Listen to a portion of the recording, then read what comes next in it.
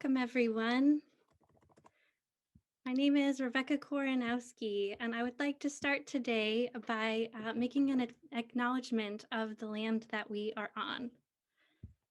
Jefferson Land Trust acknowledges that the lands that we work to preserve are within the traditional indigenous tribal lands of the Sklallam, Chimacum, and other indigenous peoples. We acknowledge that these original stewards have been here since time immemorial, and that the European colonization irrevocably changed their access to their land and way of life. We at Jefferson Land Trust strive to continue to deepen our partnership with the descendants of these peoples and aim to steward the land using indigenous principles of reciprocity and care that have been practiced on this land for generations. Thank you all so much for being here today for our final Discovering the Forest event. I'm really thrilled for the event that we have prepared for you. So, as I said, my name is Rebecca Koranowski, and I am the Education and Engagement Manager here at Jefferson Land Trust.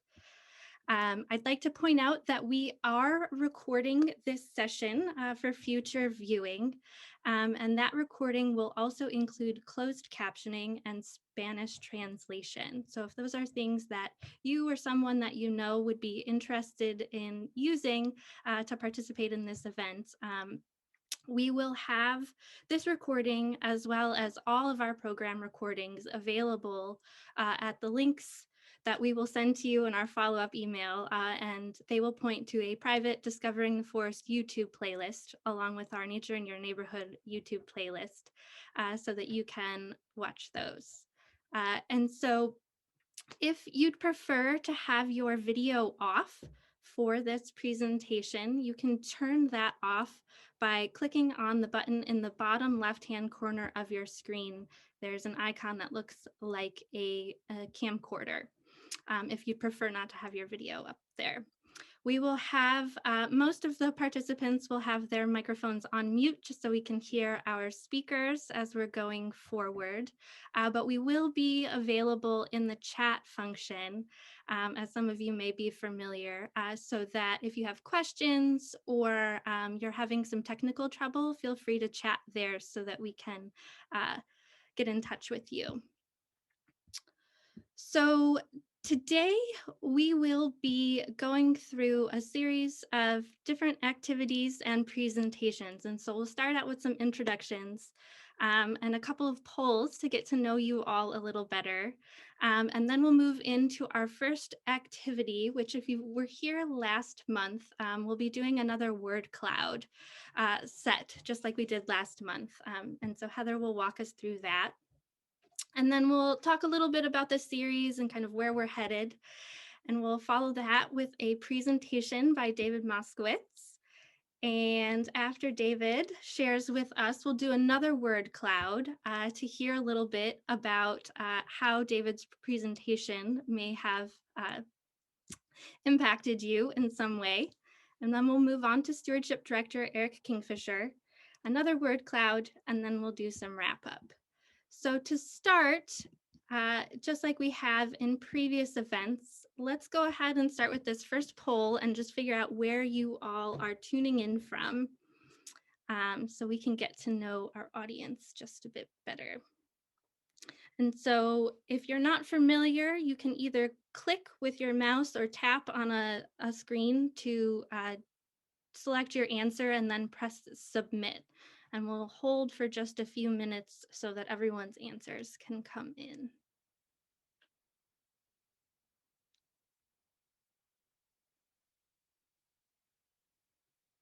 You can see them all coming in. I am here in Port Townsend just to be good and answer my own question. And if a choice that you'd like to make is not on this list, feel free to type that answer into the chat instead. So I'll give it just another second. And if we miss you, again, send it in the chat. So let's see where you're all from. I'll share those with you. So pretty Port Townsend heavy, as well as some mid-county folks, and then a good chunk of folks are from outside of Jefferson County. That's one of the things, we were reflecting on earlier, is that Heather's in Utah, David's in the Methow. We can be just about anywhere to log in as long as there's an internet connection for these events, which is super cool. Okay, and one more question. If you've been to these events before, you'll be familiar, but we're just curious what your level of involvement or connection with the Land Trust has been thus far. And again, if you do not see anything that describes you, please do type that into the chat.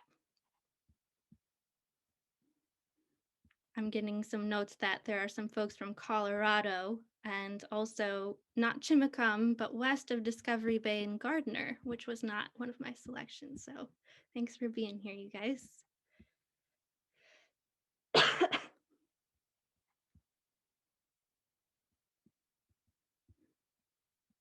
Okay, and again, click or tap and then click submit so that we can collect up those answers. Oh, Savannah is here from Olympia. I used to live in Olympia. Hey, Savannah. Oh, sorry, Susanna. My font is very small on my screen, so I can see all of your faces. Okay, I'll end this poll. If I miss you, type it in the chat. Let's see what we come up with. Lots of supporters. Thank you all so much.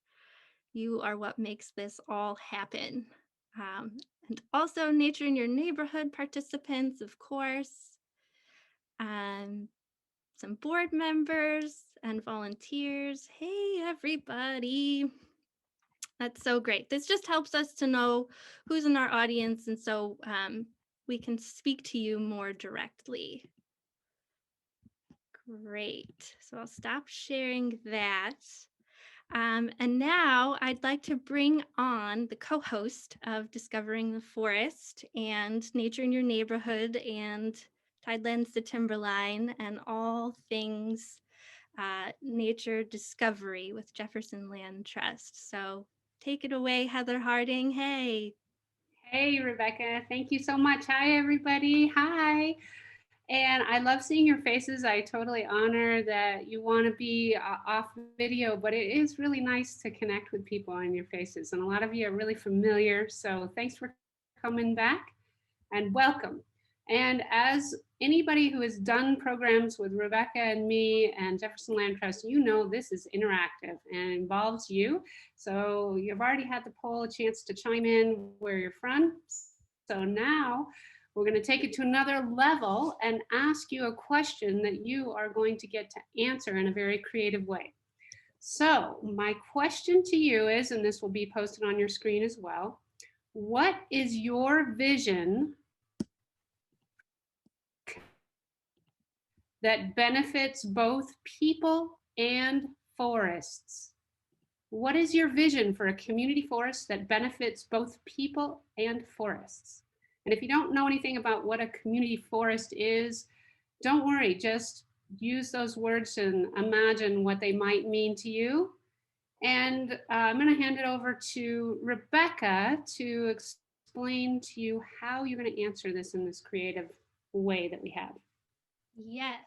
So I just pasted a link to you all into the chat that will take you to a place where you can submit answers to this word cloud. And so you'll enter one word per section, and that will then start to populate our word cloud here. And so we can already see some of those coming in. And if you'd prefer to type your answer into the chat, we have staff member Sarah Zablocki-Axling on board to help shuttle your answers from the chat into the word cloud. So if you prefer to send it that way, go ahead and just type those into the chat, and we'll keep watching as the answers unfold.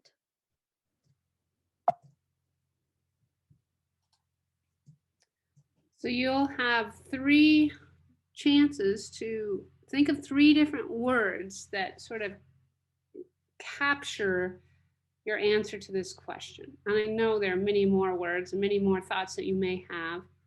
but just try to find the essence of what is your vision for a community forest that benefits both people and forests. And I had a note here to put on my liverworts glasses, which is my magnification glasses, so I can read the small print for you. I'm just going to read some of the smaller words: respect, close by, harmony, wildlife, well managed, solace, burials, natives, green, sustainability, closed canopy, uh, refreshment, separate zones, love, wildness.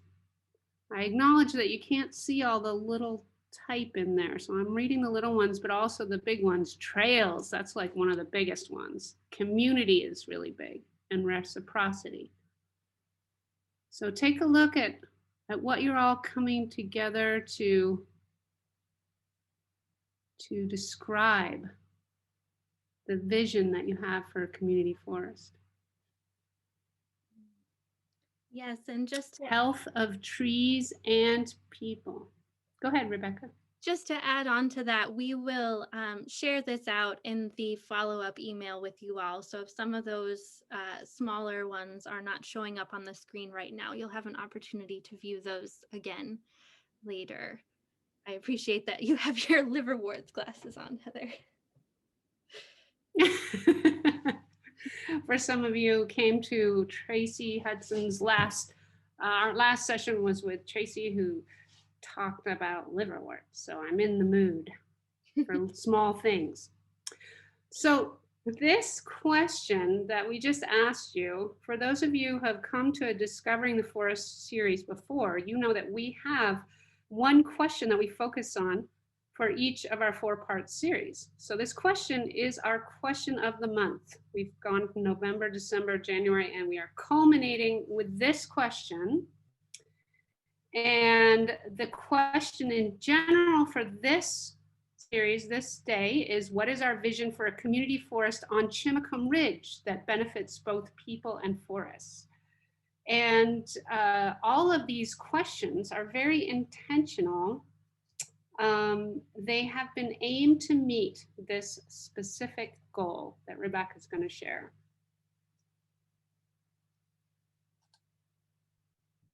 Yes, so keep sending those in either into the chat or into that form there, and we'll continue to have that grow as we go. And like Heather said, we'll have a few more opportunities for that as we go through the event. Thank you, Sarah, for shuttling those answers. So yes, as Heather said, the purpose of this series has been to deepen our shared understanding of forests and what a community forest can be, and then to use that understanding, that collective understanding, to shape our vision, the amazing opportunity that we have for community involvement on Chimacum Ridge, which Erik will share a bit more about as we go. So one of the things we've learned that a community forest involves is a reciprocal relationship with a place. And so we first started with asking in November, how do we know a forest is healthy, so that we could understand what the forest's needs are to be healthy. Then in December, we asked, how can we help forests be healthy? So then we entered in the human component. How do we actually support? That's the beginning of that reciprocal relationship. How can we support forests? And then we started looking at the other side of the coin in January, where we explored how healthy forests can help us.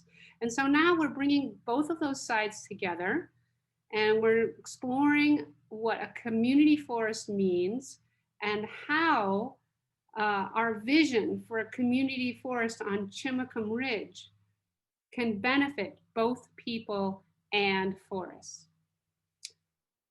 So Rebecca is going to start by introducing our So of today, themselves and so today we've let called us know on, what they have to say. Go ahead. sorry, Heather, I think there's a lag between our audio, so we're both talking at the same time.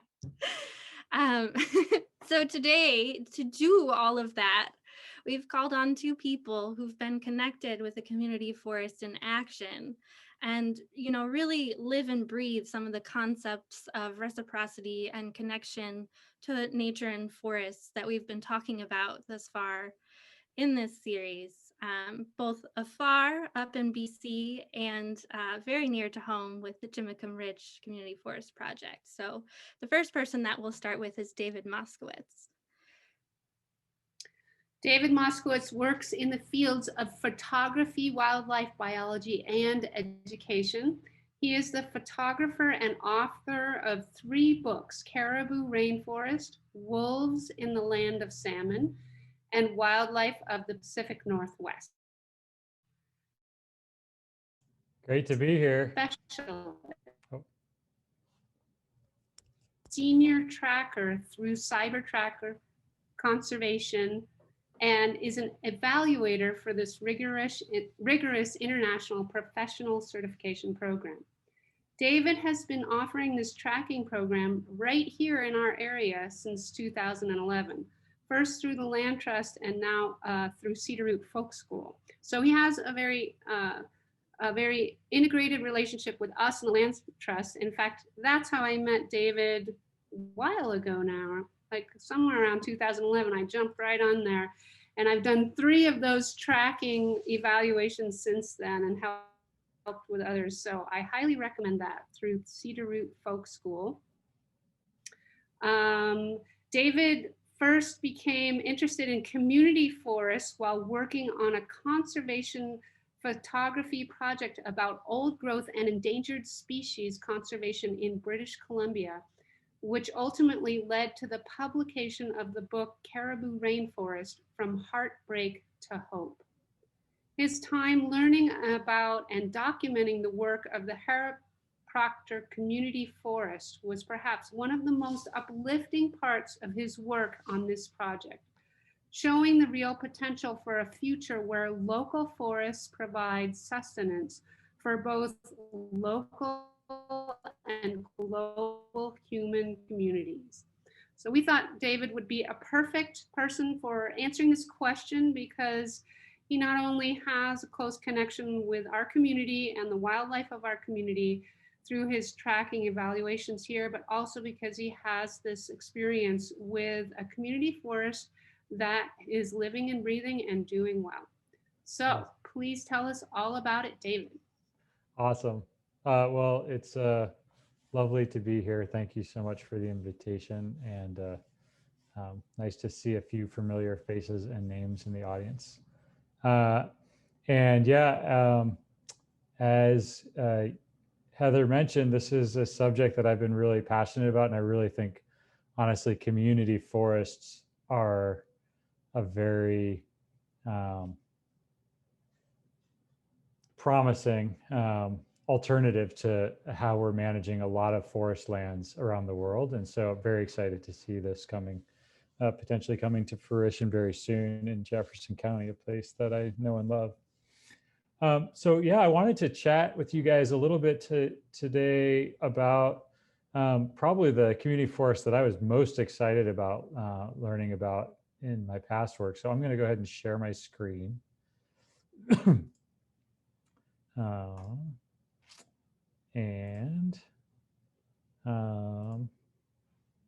Great. So I'll trust that that's working unless I hear otherwise. Oh, 1 second. Get this thing out of the way. I don't know what that's doing. Oh, I might just have to live there. Okay. So yeah, I think I'll just start. Maybe before I tell you about Harrop Proctor Community Forest, I need to tell you a little bit about the context of this forest. And it's located in British Columbia, about 2 hours north of the Washington, Idaho, British Columbia border. So north of northeastern Washington in the Selkirk Mountains. And I I just wanted to start. This is actually not from the Harrop Proctor Community Forest. This is a sign on a logging road in that same part of British Columbia in the Selkirk Mountains. And there's a ton of logging that goes on in British Columbia. It's mostly, it's the equivalent of state-owned land. It's provincial-owned land up there. And this is what industrial logging looks like in British Columbia. This is typical across many landscapes in the interior and the coast of British Columbia. And that sign, like actually this right here is what the landscape looked like past this sign. And this was a sign set up for the loggers to remind them that they're working in somebody's watershed. But this is what the province of British Columbia was mandating that the timber companies do up there. So this is not what you would call sustainable forestry practices by any means, but it is the standard of the day in British Columbia. So I share that as a context because the story of the Harrop Proctor Community Forest really revolves around drinking water. So the towns of Harrop and Proctor, this is Kootenay Lake. These are the Selkirk Mountains in there. Harrop and Proctor are these two towns right next to each other. They're just like kind of right around the corner, right on the edge of this lake. And this story started because the province of British Columbia had slated to log literally to log the entire watershed that provides the municipal water for Harrop and Proctor. This is something that's happened in other communities in British Columbia and has led to devastating landslides and the destruction of clean drinking water for communities. So just to kind of name that was like a very big deal for these communities. And when those logging plans were put in place, there was no community forest there. And community members were up in arms about it because they didn't want to see their drinking water destroyed, nor the forests around their community razed. This gentleman's name is Rami Rafkop. He was back then a direct action activist that literally participated in blockades of the logging roads that were being put in to the forest above Harrop and Proctor. He is now the manager of the mill for the Harrop Proctor Community Forest. So I just share that story as a starting point, just to say that this community forest really transformed the community in Harrop and Proctor, not just the forest, but the actual human community. And as an example of that, there's a Rami in the mill, and I'll talk a little bit more about their activities in a bit. But this gentleman's name is Gordie Hale, and Gordie Hale comes from multi-generation family of loggers. And obviously when 30 years ago or so, when the impasse came between plans to log this area and the community happened, Gordie and Rami, it's safe to say, would have been on opposite sides of the story. But now here's Gordie at work, and this is a logging operation in the Harrop Proctor Community Forest. So they're literally working together now, and to achieve some shared goals, which I'll talk about in a little bit. But none of the other stories I saw really showcased how community forests can both serve the forest and literally build community amongst people as well. So how did they go there? Well, how did they get there? Basically, the community petitioned the province of British Columbia to get control over the forests that made up their watershed. And through that process, the Harrop Proctor Community Forest was formed.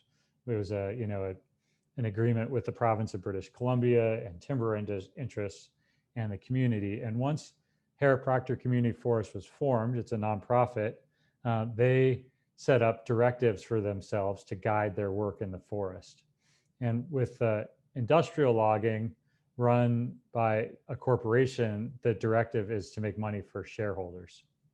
And everything else that they do is secondary to that cause. It's profit.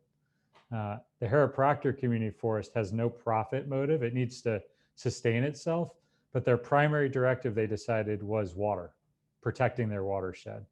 So every action they take on the community forest has to meet this very high standard of either improving water quality or doing no harm to water quality.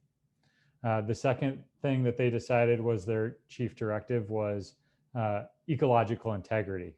So again, they have a bunch of ways that they measure that, but essentially the value of those forests for the ecological integrity they provide intrinsically was a second guiding factor. And then a third was local employment. So they wanted all of the activity that was happening on that forest to produce jobs for local people. They weren't interested in profit for shareholders in other places. They weren't interested in producing lots of wood. They're interested in employing people. And so you can imagine when those become your directives for managing a forest, you don't end up with these massive clear cuts that you can't touch again for 80 years. You end up with a very different practice. And I would also say that recreation is a value there as well.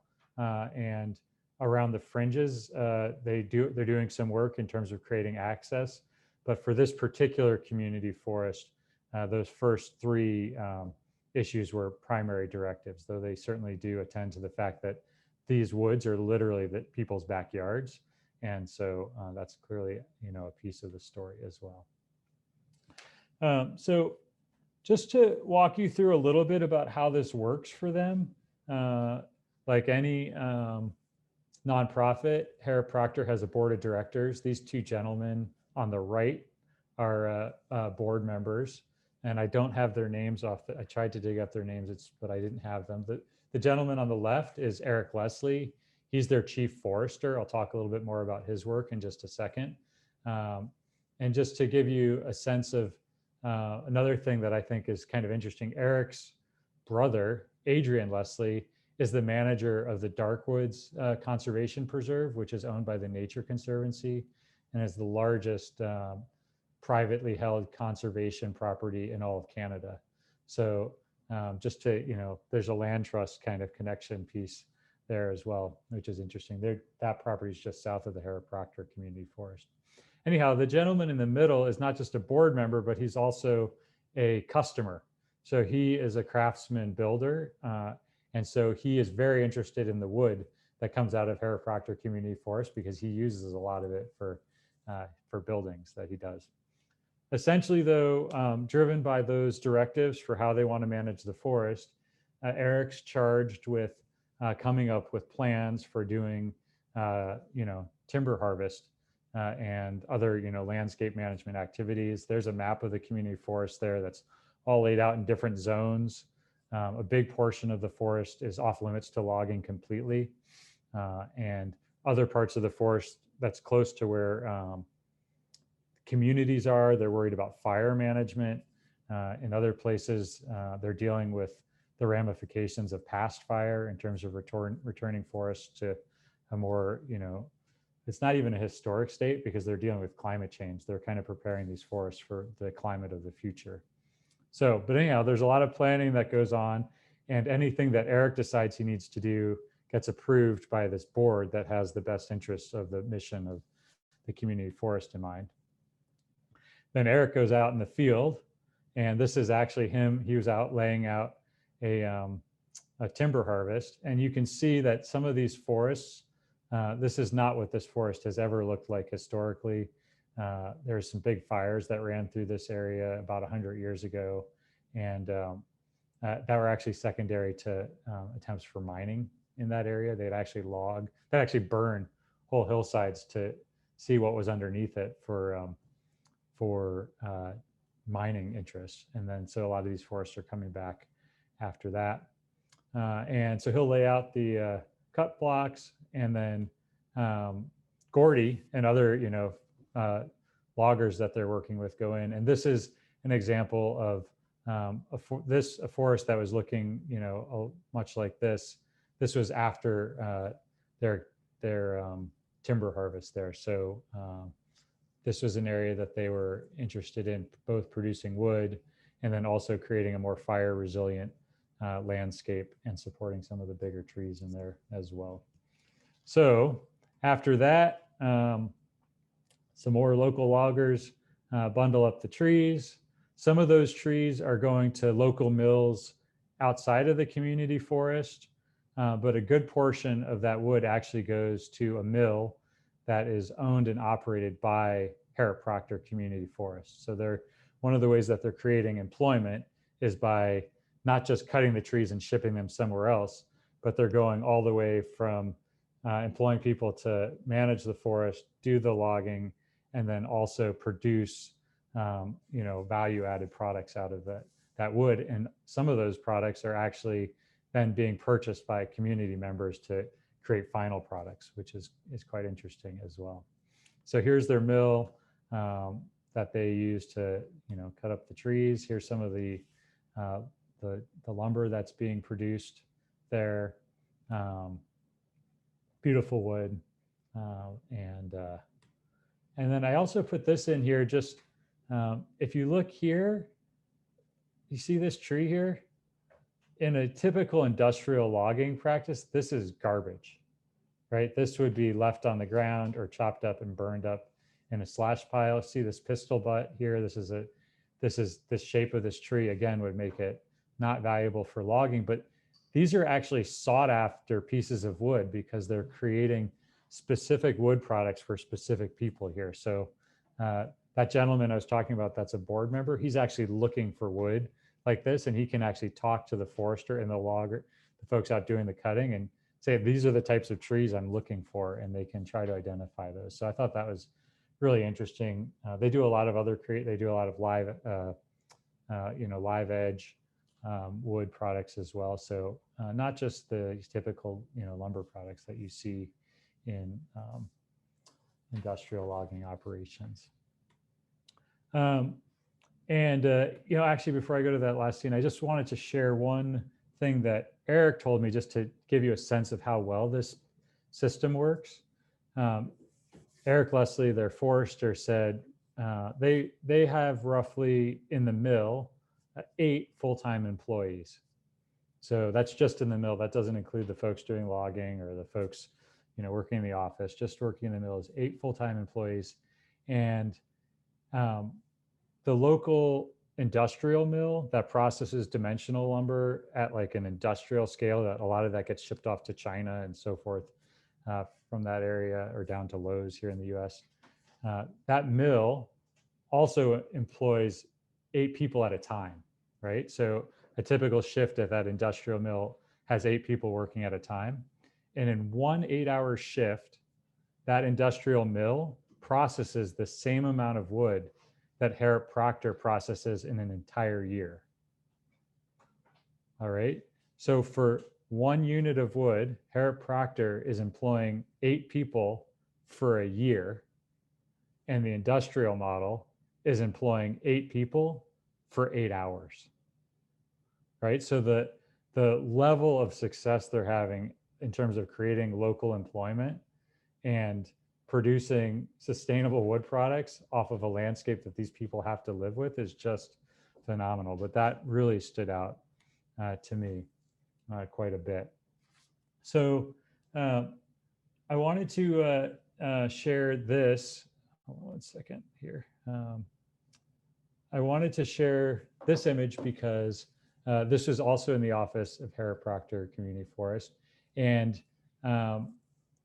there's just such a sense of community in the photos here. Like you come into their office, and I've been into other offices of timber companies or forestry forestry places, and they're pretty corporate often, pretty dry. Maybe there's some interesting stuff on the walls, but this really just had this sense of community, right from the get-go, right when you walked into it. And I really appreciated that. And I saw that from the start to the finish with this this organization. So that's a little bit of kind of the history and background of Herrick Proctor Community Forest. And in the end of the day, they are producing lumber off of the landscape, but they're also producing clean drinking water for their community and a sustainable place for folks to live into the future. And I think I'll just wrap up by transitioning to this question. As I was preparing these slides, thinking about that question of what is your vision for a community forest on Chimacum Ridge and its benefits for people and forests. And I put this image up. This is, many of you probably know, that's Sarah Spaeth. I think she's on the call, smelling a boletus mushroom. And to me, this just says so much about the meaning and value of what a forest is, and what the products are that come out of a forest can be immensely variable, not just timber products. So, I talked a lot about timber because that is an important part of the Harrop Proctor Community Forest, but that may not be for you guys as well. And then I also, just had a couple questions that came up to me as I was thinking about how would I even answer that question. And it sounds like you guys have done a lot of this work, but I'll just share these questions. One of the questions I have is, what are those products or services that the human community is after? And it sounds like you guys have done some thinking about that or do some more, but like that boletus mushroom may be one of the products that you're hoping to produce out of your forest, right? And the other question that I kind of had is, what are the conditions of the forest today? What are you guys starting with? What are the conditions that are coming into that landscape? How has it been treated in the past? Because that's obviously going to affect the vision of what you're doing. Are you doing restoration work? Are you doing conservation work? Protecting places, or do those forests need some help? And then the other piece is, what are the needs of the more than human community that essentially you are partnering with there? And so recognizing that, as was mentioned, I think Heather said, reciprocity, recognizing that that when we say community in the context of a forest, and a community forest in particular, that it's not just people and trees. There's many community members who all need to have their voices heard, though they speak in different ways. So there's some of my thoughts about community forests and a little background on Harrop Proctor, and hopefully a little bit of a segue to your local landscape. Those were elk from there in Jefferson County. So there you go. That's what I got. Thanks so much, David.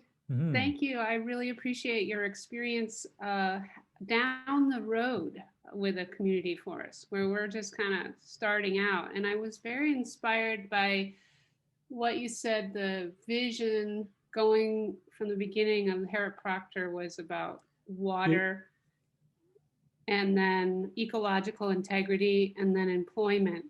And it was just interesting that we are asking 4 questions, and the first 2 are about the forest. And then the third, it's not till the third one that we bring in people, like what we're going to benefit from. So I just thought that was an interesting parallel, that they focused on the integrity of the ecological integrity first 2, and then they started bringing people in. Yeah. And so oftentimes it's the other way around. We bring in what we want first, and then we think, too late about the forest.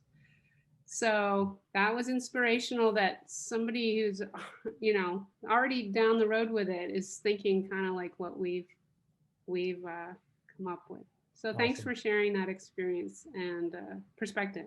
You got it. And now I would like to hear, those were some of my thoughts about what David had to share, and we want to hear your thoughts. And particularly, we're going to ask the same exact question that we asked you before. What is your vision for a community forest that benefits both people and forests? That's the same question we asked you before, but having absorbed what David shared, how is that answer different? How are you inspired by what David shared about the Harrop Proctor community forest that might shift the way you answer that question? So we're going to do the same process. You can go, actually, I'm going to pass it over to our tech genius, Rebecca to explain the process Thanks, again. Heather. Yeah, so same as before, I shared a link with you all in the chat so that you can go over to that form and send in your answers. And if you'd prefer to send them just in the chat by going either to the bottom of your screen and clicking on the speech bubble looking icon if you're on a computer, or you may need to tap the 3 dots icon in your on your tablet or your phone to get to chat to submit there. And yeah, 1 or 2 words to reflect on this question. And I just want to point out, you know, David, you mentioned that there are different ways of getting to get feedback from non-human participants in these forests, or, you know, organisms that are not human. And I'm just thinking about how a caribou would fill out this word cloud and that they can't type. So that there are different ways to tune in. But this is the way that we have as humans to share. So what are you seeing there, Heather, with your liverworts glasses? Yeah, what's the fine print? And I invite all of you to think like a caribou, or at least an a deer or woodpecker or Douglas fir or something that we have in our area, and answer for them. So I'm seeing food. Water is life. That's a new one. Protection, flora and fauna. Community creation. Balancing needs. Watershed protection. So it'd be interesting, you know, we'll look at these side by side when we send out your follow-up email, and you can kind of compare what you answered before and what you're answering now. But reciprocity is still in the center, same central theme.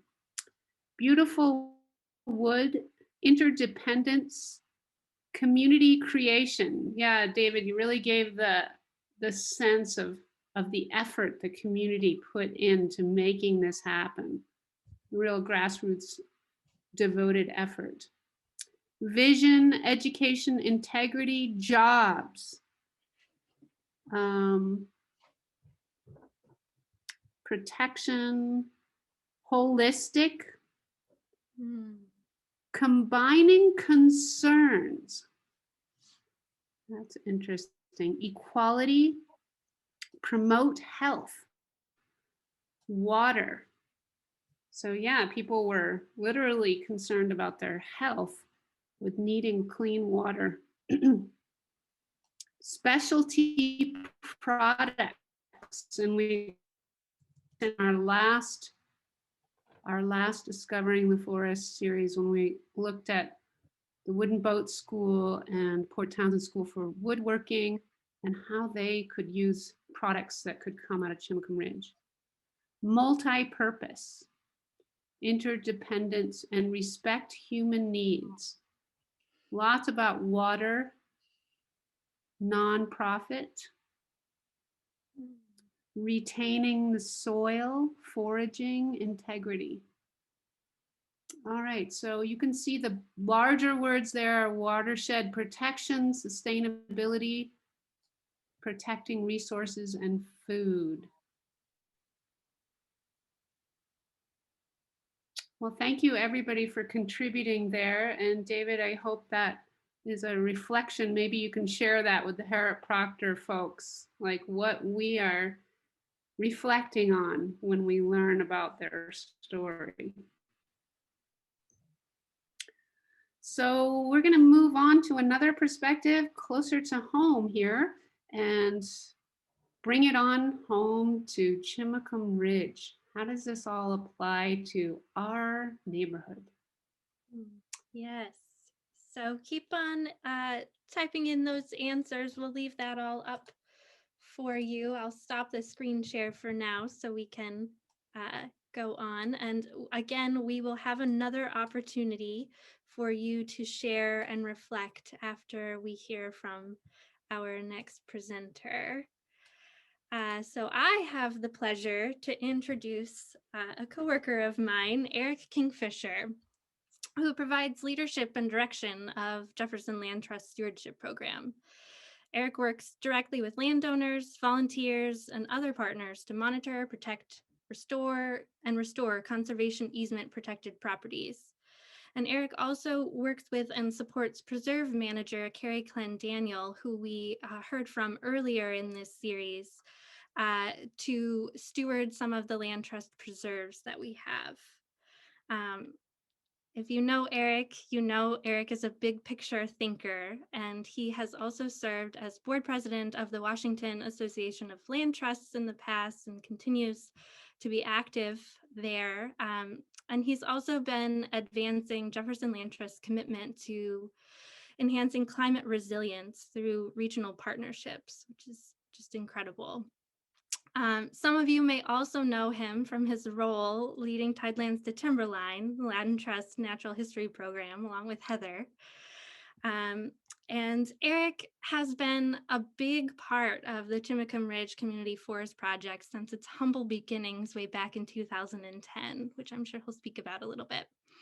And more recently, he's worked in collaboration with community members to develop a strategic vision framework for the project to define the purpose of this community forest and help to guide future decisions. We're so excited to have him here to share more about this project and to tell us a bit about where we're headed and the vision for the ridge. So without further ado, take it away, Erik. Great. Hello, everybody. You can see my screen. I just popped that on. Good. Good. Great. Well, thanks for the introduction. I'm really happy to be here too. I love Chimacum Ridge. I've been working on this, as Rebecca mentioned, for a long time with a lot of other people in the Land Trust, especially Sarah Spaeth, and we've been contemplating this for a long time, and we've made huge strides in helping establish a community forest here in Jefferson County on a really iconic landscape feature that we call Chimacum Ridge. So it seemed like it made sense in the course of the Discovering the Forest program to bring some closure to the program through a look at how Chimacum Ridge is doing and what the story is and where we're at right now and where we're going.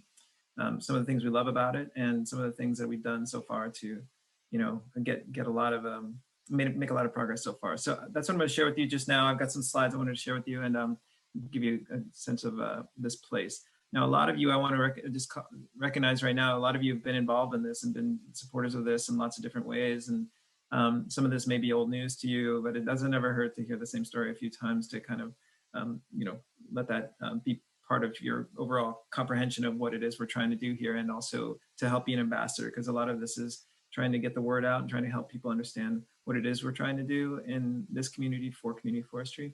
And so I'm excited to have you all on board here today too, if you've been involved along the way. And for those of you who haven't, I'm going to try and give you a good snapshot of what we've accomplished so far and a little bit more about this property. So screen, there you go. Let's get you oriented. I got several slides to get you oriented here. So what we call Chimacum Ridge is really a plateau and a landscape feature between Center Valley and Beaver Valley. And so, of course, Chimacum is here, Port Townsend's here. That's hopefully helpful for you to get oriented. And the entire thing, this whole Chimacum Ridge Community Forest, altogether is almost 1,000 acres when we look at all the components of it. So that big red area, it's a really big landscape feature in our community. Here's another perspective. This is the watershed boundary. The blue outline is the watershed boundary for Chimacum Creek. And Chimacum Creek is a watershed area that the Jefferson Land Trust has been involved in for a very long time. We've helped bring millions of dollars worth of conservation and restoration money to the watershed to really improve and enhance its health and productivity, both for agricultural purposes, forestry purposes, but also for salmon recovery as well. So it's someplace we're really dedicated to, and you can see how this Chimacum Ridge sits in relation to the Big Mountains and the rest of the Salish Sea and the rest of that watershed. Here's another perspective. And all these other lines that you're seeing, the white lines, are all conservation easements easement properties that the Land Trust holds. So the Land Trust is involved in lots of different conservation endeavors in this county, as you probably well know. And one of the ways in which we do conservation is in the form of conservation easements. And those are conservation agreements that are permanent on a particular property. So we have conservation easements to help protect all these places that are outlined in white. And then we also have properties we own, like this property here, and also this property here, which I just want to touch on real quick. And this is what we call the Valley View property. And this is essentially sort of a first phase of the community forest acquisition that we've made. 65 acres, and we did acquire it. It's owned by the Land Trust and with a lot of different partnerships and support, some of which came from the U.S. Forest Service Community Forest Funding Program. So that's for a first step towards the much grander Chimacum Ridge Community Forest vision. And a couple more. So this is from Tomatos Rock. Tomatos Rock is a really important iconic landscape feature in our area too, an important conservation project. And over here is where you can see Chimacum Ridge in context from Tomatos Rock, and of course Chimacum Schools here, downtown Chimacum right over here. And one more map, just giving you orientation for there too. So Chimacum, Tomatos Rock, and Chimacum Ridge. Great. So this, of course, is an aerial view facing from the south to the north. Chimacum Center is down here, and the schools and stuff are down here, and Tomatos Rock is over here. And this gives you a little bit more of a sense of what the condition of the property is, and getting to what David was asking, you know, the history of this property is relevant to what it can be as a community forest. And as a community forest, we are fortunate to say this is a place that has a history of logging for sure, starting back in the 19th century. And when we've sort of teased apart our sense of the history of this place, it started with some high grading, harvesting in the initial wave of settlement and logging that happened here in the 19th century, and then a second wave, and then finally some clear cuts. And so we're, for about 70 years, I think it was owned by Crown Zellerbach, which is the company that started the Port Townsend Paper Company mill. And that was back in the 1920s. And then it's gone through a couple different ownerships since then. And we were fortunate enough to start working with one of the last industrial landowners of the property to secure it for some conservation opportunities, which I'll get into just next. And the next slide I just want to show is sort of it's a timeline that gives you a sense of all the components that have been involved, not all of them, but a lot of them that have been involved to get us to a point where we can even contemplate having a community forest up here and have some sense of potential there and have some sense of security in that vision. And it started back in 2010 with the conversation with the landowner at the time, which was an industrial landowner that owned property internationally, and some of which was on the peninsula. And they were looking to move along from the peninsula, this part of the peninsula at the time, and focus their investments elsewhere. And so they had started determining they'd like to sell off pieces of this 853 acre piece and start selling it off for large lot development. Well, we caught wind of that right after, like a few months after we finalized our strategic conservation plan. Our strategic conservation plan is about a 100-year vision that the community came up with through the Land Trust to say, okay, what is our conservation conviction and mission here for this area? If we look out 100 years, what do we want this place to look like? What do we want to provide future generations with regards to a mosaic of conservation lands? And we put that together and finalized it in 2010. And it was only a few months later we got wind that they were starting to be interested in selling off pieces of this property, which was central in our conservation plan. It was identified right away as a really important potential property. It had a lot of opportunity for an 853 acquisition right in the center of our community. And it looked like it was under a lot of threat, and we didn't realize how threatened it was until we caught wind of that. So we started that conversation, and indeed, they were willing to work with us. And so we started a process to determine what kind of conservation tools we could use to establish some sort of conservation outcome on this 853 acre property right in the center of our main, between these two main farmland valleys in the middle of the watershed we've been working on for a long time, and its conservation opportunities there. So long story short, 4 years go by and we've striking out, there's not a lot of funding out there for working forest land conservation. We've generated partnerships, looking at different angles, trying all sorts of grant opportunities, having a hard time. and finally coming together with some partners, Trust for Public Land, which is an important nonprofit partner that we work with on lots of levels. And the Trust for Public Land helped bring in a group called EFM, which is a private equity fund.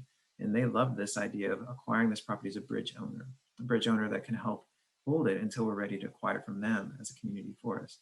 And in the meantime, do some ecological forestry out there.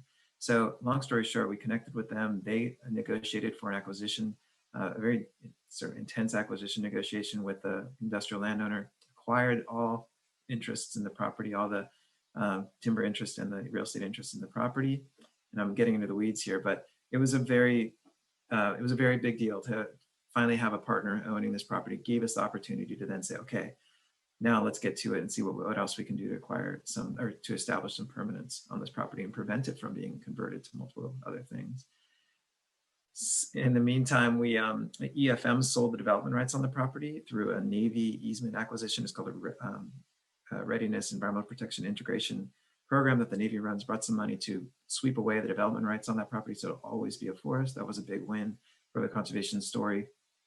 We also acquired the neighboring property, that 65 acres I mentioned earlier. We call that the Valley View Forest, sort of connector to the ridge from Center Road that we've just recently opened. If you haven't been, I encourage you to check it out. We've got a little parking area, some trails established. It's an incredible place. I know you've heard about it already in this program if you've been on some of these earlier calls. And then we succeeded in having something called another conservation easement, a conservation easement established on this property to permanently ensure ecological forestry will be the way it is managed over time.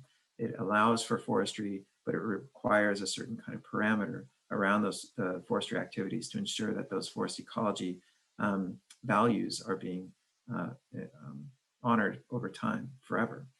So that was another incredible journey to get that across the finish line, and that came across the finish line because of funding from the state legislature. And I want to talk to you a little bit more about the state legislature and what their what our next opportunity with them and public funding could be for this.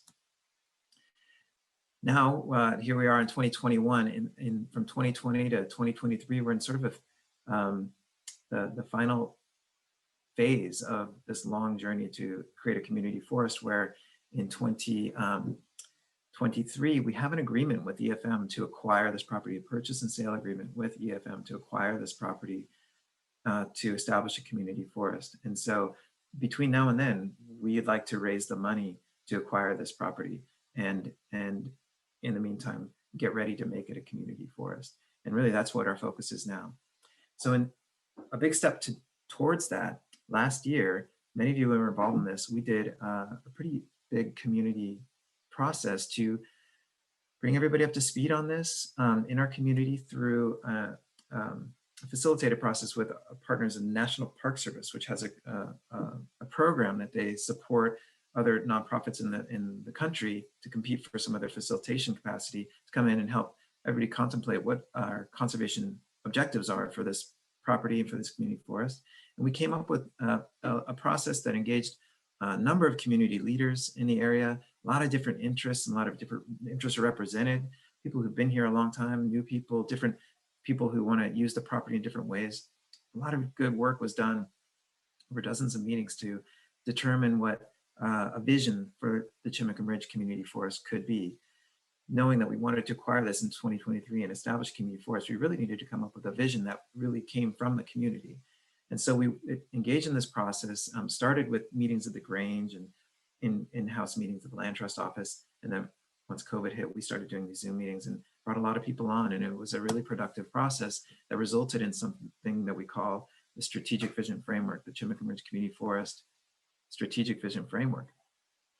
And in this, we have outlined and articulated things like the mission for this project, the vision we have for this place and this project, and values. And essentially, this is sort of a bedrock document for what the community forest can be for our area. If we're successful in raising the money and establishing community forest here, we now have a platform, a foundation to work from that articulates as a community what it is we mean by community forestry and what we mean and what we envision for this place as a community forest. It was really encouraging and a wonderful process. We got a lot of really fun ideas out of it. And we also came up with some really specific language like our own definition for community forests. And I'm going to read a few of these things I have on these slides just so I can say them out loud and you can hear them and you can see them on your screen. So our definition for community forest that we came up with as a community in this big process with dozens and dozens of people is community forests are forest lands that are owned and managed on behalf of local people to provide them secure and reliable access to the ecological, social, and economic benefits produced by forests. Then we have a mission statement: to sustain and share the ecological, cultural, and economic benefits of this community-driven working forest for generations to come. Then we have a vision statement: Chimacum Ridge Community Forest is a resilient forest for all, connecting communities and modeling regenerative relationships with the land. So these are helpful bedrocks. This is what all future management really needs to adhere to, these statements and the spirit of what we're saying here. And that's the intention of the strategic vision framework and where we can go from here. We also came up with a series of 7 values, and values that are intended to help us get to those social and other benefits, economic benefits, ecological benefits. Those triple bottom line benefits can be achieved if we adopt these certain kind of values when we think about the management and the ongoing stewardship of this place over time. And these are elaborated further than just these words here in the strategic vision framework. And I encourage you to take a look at the strategic vision framework. It's a helpful outline of what it is that we're talking about with community forestry here. And I think it's being used by lots of other folks in the state to contemplate what could be possible in the state. So I'll read these out loud too. Sustain usefulness, demonstrate inclusiveness, cultivate resiliency, model leadership, reciprocate generosity, strengthen community, foster inspiration. And of course, those can mean lots of different things. And that's why there's some elaborations that are outlined in the actual strategic vision framework, but I didn't feel like we should go into them all here. We also wanted, I felt it was important to identify here that, you know, part of the community forest process is to really full community, like what is it that represents this community and all the different groups and interests involved. And in particular, the community was explicit in saying we really definitely want to have tribal participation and tribal rights associated with this community forest. And so there's been an ongoing conversation with our Port Gamble-Sklallam tribe and Jamestown-Sklallam tribe, which represent, this is their part of their territory. And it's been a really productive conversation. They've identified lots of ways in which they could imagine using this community forest, being a part of this community forest process. And I'm encouraged by that relationship and the developing relationship around that. And another big question, and that I think is really helpful to have worked out, is there's lots of different ways we can have a community forest, like the Harrop-Proctor Community Forest up there in BC. That's public land that's or crown land. And in this case, we're talking about private land, and that we don't have really a public institution that's willing or able or taking the lead on establishing a community forest here. So the community determined that the best way to really establish a community forest in this case for us and as our community is to have the land trust be the ongoing and long-term owner. And in order to do that, we thought, well, how about we establish a subsidiary organization that could hold the ownership title to the community forest. And the board of that subsidiary organization could then be the managing board, similar to the Harrop-Proctor Community Forests, the ones that ensure that the management is being done consistent with things like the strategic vision framework and the eventual management plan. And so that's the overall structural, sort of legal structural approach that the community came up with. And that's a path we're on now to, and as far as this vision goes and how we imagine implementing our vision is through a structure like that. Next big step for us now is now that we're at this point, we got our strategic vision framework, is we've applied for some funding. It's been a long journey to have a bigger conversation across the state. And as Rebecca mentioned, we're involved in this Washington Association of Land Trust. We're involved in the Northwest Community Forest Coalition, which we helped start. Over the last 10 years, this community forest conversation has been growing and growing and growing in the Northwest. And it's really taking shape now, to the point at which the legislature last year allocated some money to Recreation and Conservation Office, which is an agency of the state, to establish a list and say, the legislature wanted a list. How many community forests are ready to go out there that we might be able to fund? We see community forestry as a real potential for the public benefit. And as a state and as a legislature, we think we might want to fund some community forest and being established. So they came up with this list. And if you see here, we applied for $3 million, which was the maximum amount you could apply for through this program, to establish a community forest here, to essentially have the state help us buy the community forest. Now, it won't be enough to just finalize our acquisition. We're going to also be doing a lot more fundraising locally, but this would be a nice big leap towards that acquisition price. And the legislature right now, like these weeks that we're in right now, are determining how much or if they're going to fund this program, this community forest program. Since we're number 2 on the list, we're feeling pretty good about maybe getting some of this funding, but there's no guarantees. There's a lot of other priorities, of course, across the state. And so it's something we wanted to keep you aware of as our community, that a little bit of advocacy on this could help us get across the finish line and actually have some state money come in to help acquire this property and help us get to the finish line of establishing a community forest. So where we're going from here in 2021, we have a chance to determine what is the feasibility of actually doing a capital campaign here locally that will help us raise the necessary money to buy this place, plus some other big land trust priorities that we have. Some time for some legislative advocacy, some helping to get that funding established and actually have the funding awarded. Right now, the governor has some money in the budget for the governor's budget, saying, yes, we'd like to see some funding for the community forest. The Recreation and Conservation Office also says, yes, we should, as a state, prioritize community forestry at a pretty high level. But now it's down to the legislature itself and saying, here's how much we're going to apply to this program. It's undetermined still, but we have a chance to make a difference. The selective demonstration harvest on Valley View is going to happen. You may have heard that there's going to be a bit of a community process coming up this spring, and it is our intention to have the community come out and take a look at the Valley View forest and help us determine which trees to do some harvesting of, and get that forest working a little bit and get some logs harvested. And then we're going to continue to do some more outreach and engagement. Next year, we're planning on launching a capital campaign. There's no guarantees on that yet, but we intend to, if we do launch a capital campaign, raising the remaining needed funds for the acquisition with or without the state funding. We'll be establishing that subsidiary or community forestry organization, presumably. We'll be getting a management plan developed for the community forest.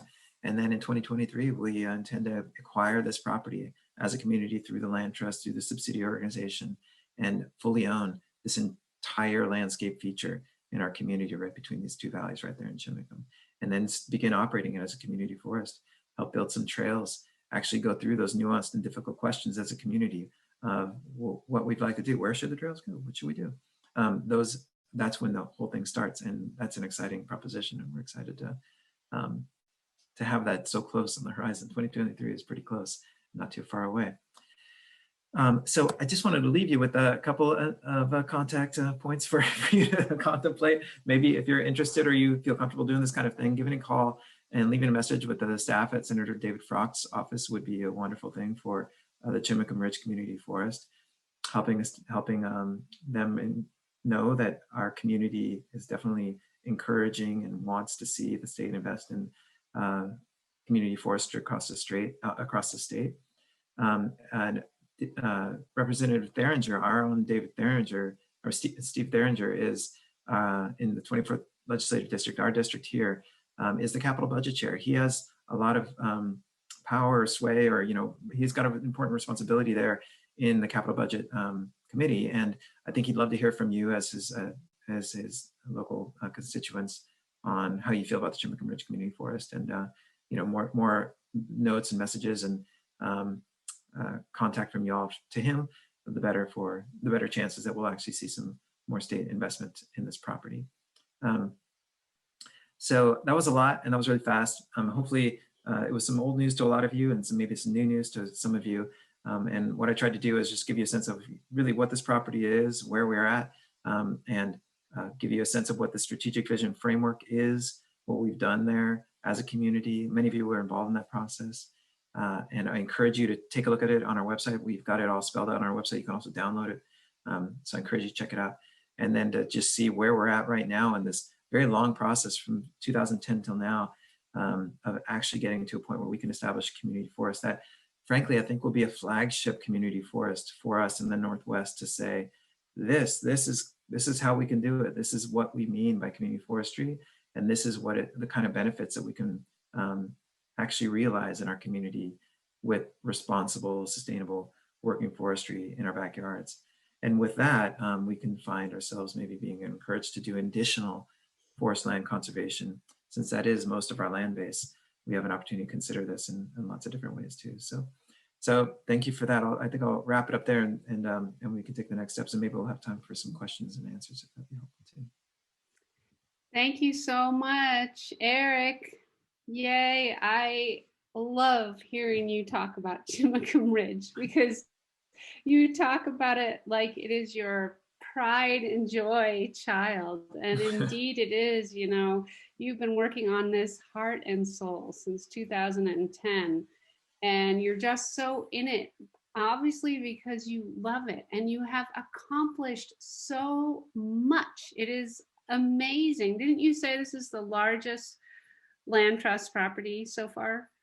Yeah, definitely. It's our largest conservation easement. So we do hold a conservation easement on the property now. It's definitely the largest conservation easement. Yeah. It's the largest project to date for sure.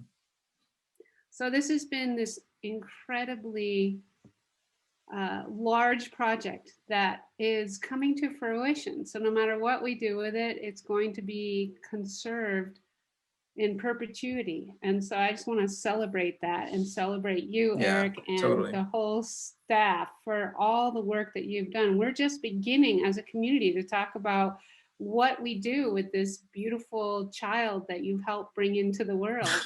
And so I just want to say thank you so much for all the work that you've done. And I continue to learn more and more about all the nuances and the hard work that you've done, which inspires me every time you talk about it. So thank you. And I also want to acknowledge in the chat, there's been some discussions which are really good points, that the Herrick Proctor land is about 28,000 acres, and this is about 1,000 acres. So we have a huge difference there. But another really big difference is that the community of Herrick Proctor is around 650 people. I just kind of quickly looked that up. And so now I don't know what we have, 20,000 people or so. So we have, you know, a small fish in a big pond of people, as opposed to the big fish in a small pond of people in BC. So it's different, but that's not the point. The point is that it's a relationship. Both of those community forests are a relationship with the land.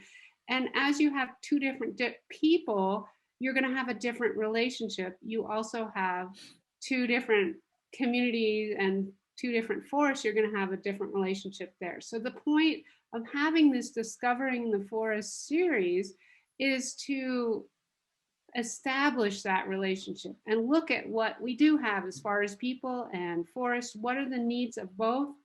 And how do we create a relationship that suits the needs of both? David, what do you want to say? You want to chime in there? You got to Rebecca, you want to unmute?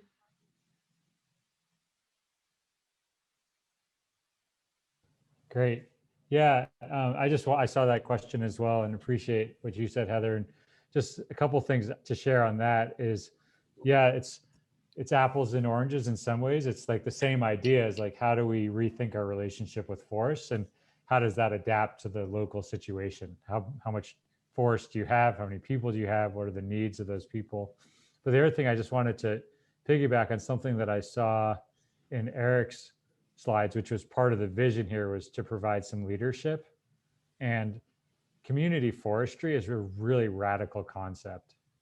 It's like, unfortunately, I mean, it's really like a no-brainer, and it's really an old concept as well. But in a sea of industrial forestry, which is the dominant paradigm for how we manage forests, the idea that community input and community direction and is like how a forest should be, managed, is actually really threatening to the timber industrial complex, because there's a lot of people that make a lot of money off of forest and forested land, and real estate development is like the next wave of resource extraction on these lands. And so um, the opportunity to do demonstrations, inspirational demonstrations that this can work in many different ways, in a Hera Proctor way, in a Chimacum Ridge way, really, I think, is the doorway to a future relationship with forests on a national or even global scale, where this becomes like really normal and natural.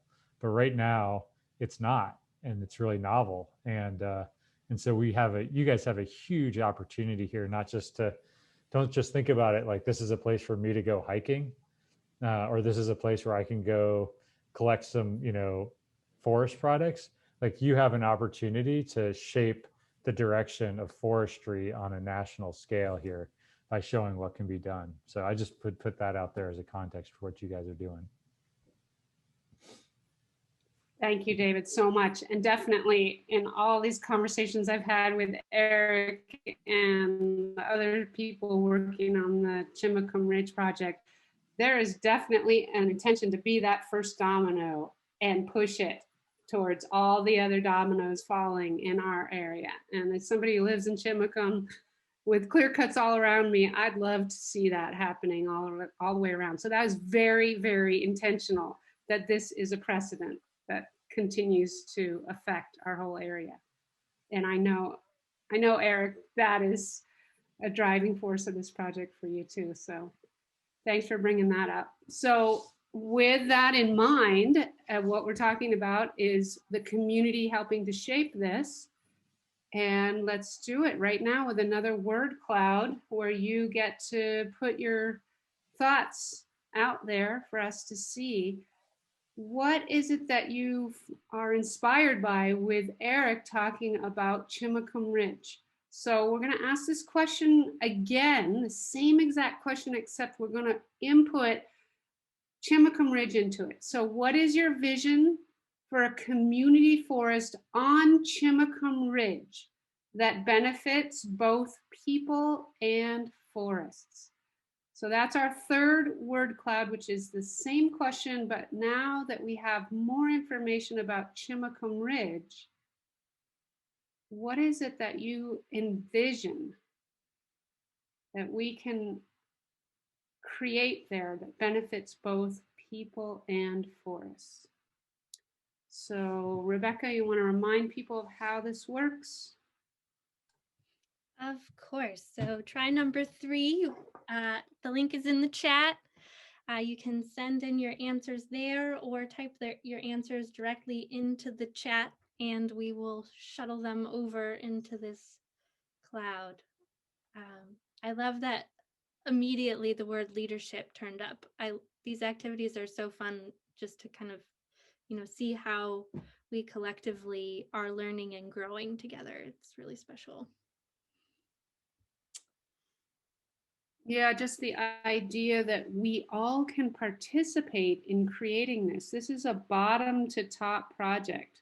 And right now, by putting your words into this word cloud, you are helping create vision that will eventually infiltrate into what happens with our community and Chimacum Ridge. So let's look at some of the small print here. Diversity of species, continued growth, local leadership. So each person in this audience can step up and have a part of what this relationship is all about. Inspirational community connections, all species, foraging, involvement, thank you. Reciprocity again, collaboration, CO2 sequestration, absolutely. Ecotourism, diversity of species, self-determination. Yes, rather than having corporations from the outside determine what happens in our local community. We determine it for ourselves. Example. Boy, really good. Really tiny. Forever. Oh, that's great. Thank you for that. Adaptable. Community connections. These are some of the smaller words. Local jobs. Diversity. Local pride. Really, we haven't actually said those words yet, but that really is kind of imbued in a lot of what Erik was talking about and David. We create it and we can be proud of it. Careful listening to the land. Nice, yeah. We have to live, in order to be reciprocal, we have to listen to the needs of the land. Tribal relationships, yes, and we've talked a lot about this in previous Discovering Forest series. Local support, sustainable, promote local economy. Rebecca, what do you got for us? So I think we just, Rebecca actually pulled out of the hat this really exciting idea and have her share. It's brilliant. We do some thinking behind the scenes sometimes. So I was thinking we could look at how we've changed over the course of this event. And one thing I know for sure is that our ideas have gotten more complex. So shout out to Sarah Z for wrangling all of your increasingly complex ideas, which is fantastic. So if I click away, we can look and see, at the start, our vision for a community forest, we were thinking a lot about foraging and reciprocity, trails, diversity. Those were some of the big themes coming out. And then after we heard from David, we were thinking a bit more about sustainability, watershed protection, ecological protection, still reciprocity up there, protecting resources. And then as we've gotten to the end here for a more nuanced discussion, cooperation and leadership and an example are showing up. And I think that really speaks to that idea of local pride that you were just pulling out there, Heather, of us grounding ourselves in this place, thinking about Chimacum Ridge and, this opportunity at the heart of Chimacum, and being in cooperation with each other and showing leadership. So we'll continue to have that open. So as we're wrapping up here, you feel free to add in your comments there as we go. Thank you all so much for participating in this activity. It's been really exciting to get to see how we've changed over time. And we will send those out to you as we go. So Heather, what can we think about as we look to the future? Well, this is our final wrap up of this winter series, Discovering the Forest series. So it's bittersweet, but I really, really appreciated David and Erik kind of bringing us home. I really feel like the drum roll and the loud noise of like the fireworks. Like we really have realized that we have an incredible opportunity here. And I'm really excited about how that's going to look going forward. So if you missed any of the series and want to catch up, or you want to look at this one again, or we're late, or want to share it with others, we've recorded all of the series. So you can get that recording through a link that's going to come in a follow-up email, or you can go to the Land Trust website, which is saveland.org, and put in Discovering the Forest, and there you'll see the links as well. And if you want to have information about this series going forward, because as you know, we Rebecca and I don't stop there. You know, we like to keep going. Please sign up or encourage others to sign up at saveland.org.discovering, and you'll get future emails about the program. And we always are trying to grow and change and learn. So please, if you have any feedback for us, please fill out the survey in the follow-up email after this event. I know surveys are a drag, but Rebecca and I really appreciate, we read everything, and we definitely, just like this word cloud, we consider what you have to say and we shape our programs to meet your needs. So please give us your feedback. In the meantime, if you're nearby, please do check out Valley View Forest, which is open to the public. And more details and directions on protected properties, look on the protected properties section on the Land Trust website, saveland.org. So that's it for me. I'm going to pass it over to Rebecca, but thank you personally from my heart. And all the do. Thank you, Heather. And so I would also just like to invite you all, as we're wrapping up on Chimacum Ridge here for the time being, to join us in another project that the Land Trust has going on. And that is up here in Port Townsend at the Quimper Wildlife Corridor. And you can learn more about this project by joining us for our virtual conservation breakfast, which is happening on Thursday, March 18th from 9 to 10:30 a.m. And Nan Evans of KPTZ's Nature Now will be our host for conversations with lots of amazing special guests like historians, naturalists, urban planners, health practitioners. So it should be a really exciting and fun event, just like these have been. And so I invite you all to join us there. And of course, at the risk of sounding like a broken record, sign up for our emails and you'll get all the information. And so thank you so much, Heather, of course, and Erik and David, all three of you, for all the wisdom and inspiration that you've brought to us here today. I also want to say thank you to all of our amazing presenters that we've had throughout this series: Sarah Spaeth, Jeff Hamerson, Linda Dakin, David Brownell, Carrie Clendaniel, Tim Lawson, Betsy Davis, Sean Cummins, and Mo Walrath. We have been so lucky to learn from all of these amazing people. And also a big thank you to the folks who participated in our video mosaics and a few of our events. Thank you for sharing your voices with us. And especially big thank you to all of you who have been here for this journey of discovering the forest together. It has been such a treat.